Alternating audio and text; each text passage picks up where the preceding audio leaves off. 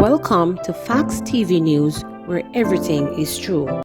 12-year-old boy killed in Trelawney highway crash, man hospitalized.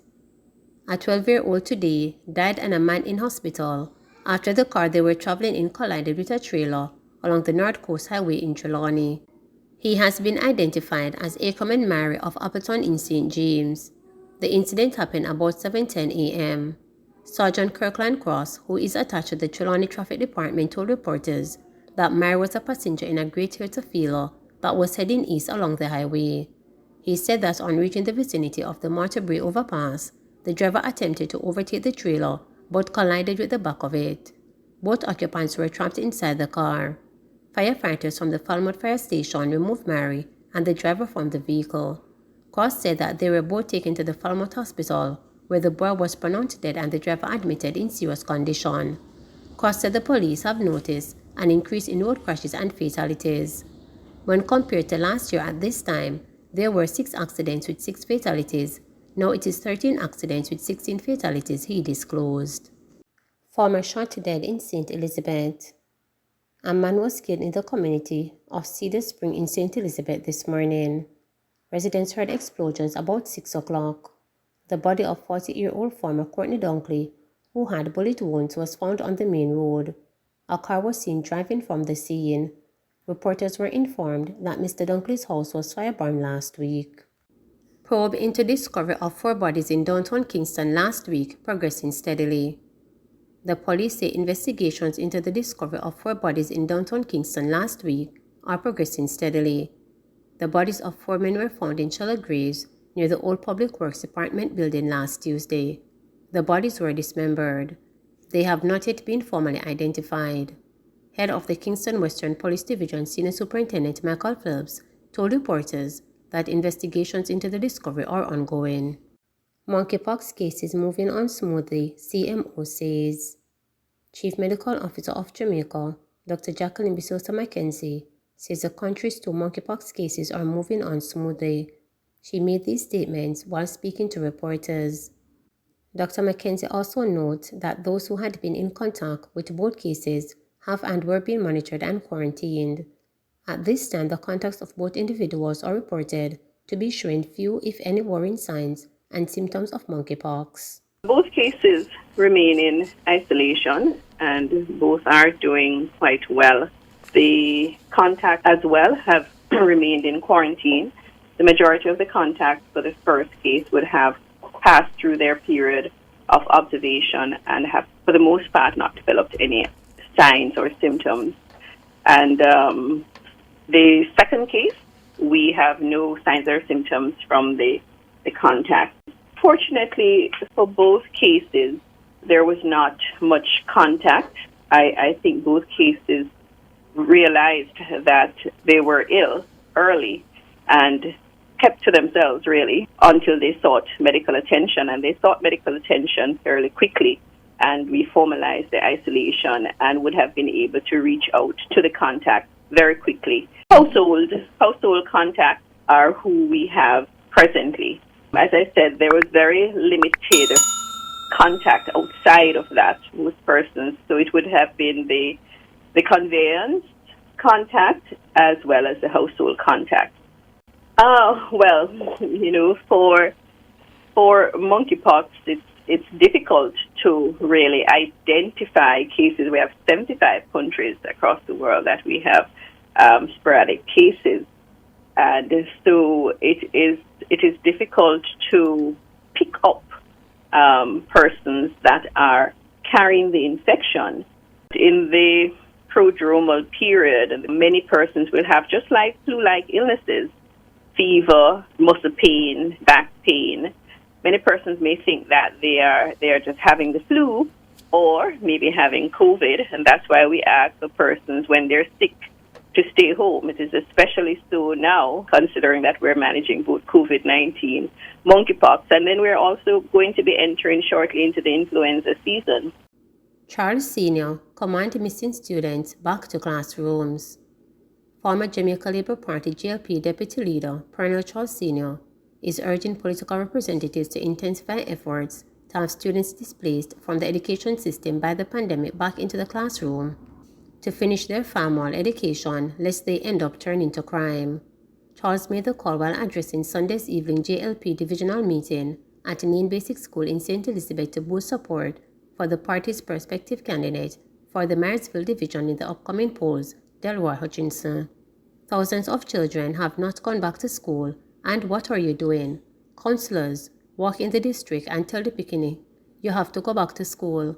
This government has put on additional funds for each child up for path, and the present government will make sure that every child has the opportunity to go back to school, says Charles, referring to the program of Advanced Through Health and Education, a state welfare initiative. Every member of parliament, every justice of the peace, every community leader, I call on you today. If the children do not go back to school, they will be going to a school that you do not want them to go to. They will be under the tree, and then you will hear when the Americans come for them, Charles warned. He was alluding to a fear of extraditions requested from the United States in recent times for Jamaicans who have been charged with lottery scamming, money laundering, drug running, and other crimes. Charles also called on parents to take greater responsibility for their children's education, rubbishing the perspective of children leaving school to seek employment in order to help family financially. I am hurt so much when I hear children saying, my mother said me at 16 and me get a little job, me can't give it up. Rubbish, go back to school, says Charles. I appeal to you mothers and fathers, why do not come to the PTA meetings? Get your children back in school, because this government is spending millions and millions to make sure that the children come up in a better way. Parents, you are responsible for your children. You have read, you have seen, and you must take the lead. In May this year, it was reported that approximately 27,000 children have not returned to school since full in-person learning resumed at the primary and secondary levels, with several students having taken on employment with meager earnings. Richard Toop, the acting director of the Safety and Security Unit in the Ministry of Education, indicated at that time that legal action may be taken against parents who are found to be neglectful in ensuring that their children are in school. Cut salaries of senior management instead of hiking fees, Fitz Jackson tells banks. St. Catherine South Member of Parliament Fitz Jackson is challenging financial institutions to cut the salaries of senior management to meet operational expenses instead of hiking and implementing new fees. Jackson, who has been in the year-long battle with banks about the practice he has repeatedly called unethical, made the charge at a press conference at the Spanish Town Court Hotel in New Kingston.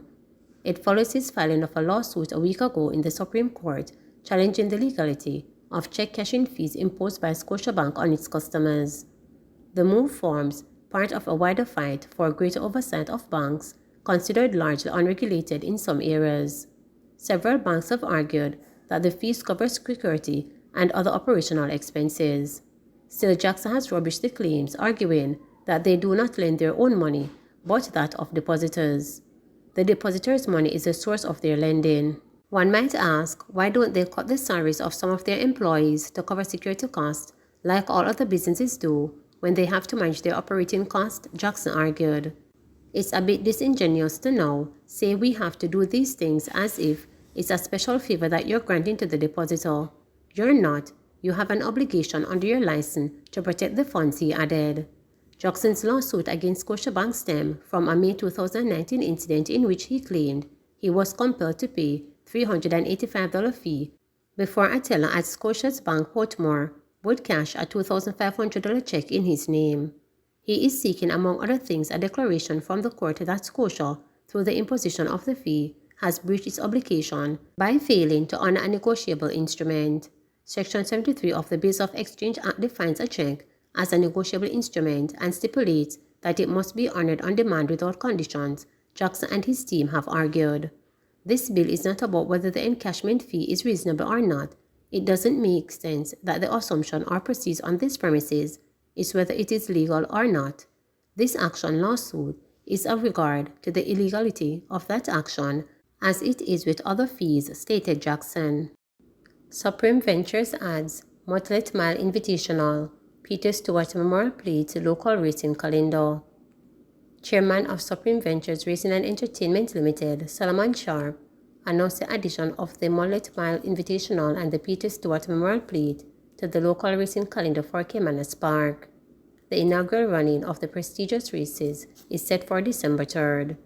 The Mullet Mile Invitational will feature a maximum field of 16 3-year-old and up to 4 spaces reserved for overseas-based runners. We're raising the bar, not just in the caliber of the races and the purses, but we're also offering an ultra-premium experience in the infield, in the stands, and all of Caymanas Park. We also hope to add some luster and some excitement online and on the OTB platforms. Everyone who turns out for the Mute Mile Invitational and the Peter Stewart Plate Memorial will get an unmatched experience both with on-field and in-field entertainment.